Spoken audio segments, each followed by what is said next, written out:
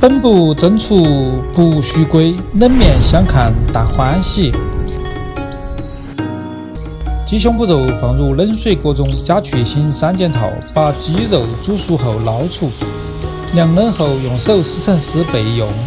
开水下豆芽，煮一下就捞出，凉冷后放入碗中打底。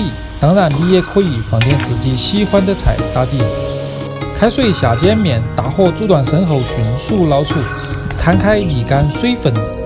凉冷后加点菜籽油，像我这样把凉面抖散，这样凉面才不会粘连到一起。把凉面放入豆芽碗中，上面盖上鸡丝。料碗中放入盐、酱油、醋、白糖、蒜泥、芝麻酱、花椒油、香油和红油，搅拌均匀后淋在凉面上，最后来点葱花就可以了。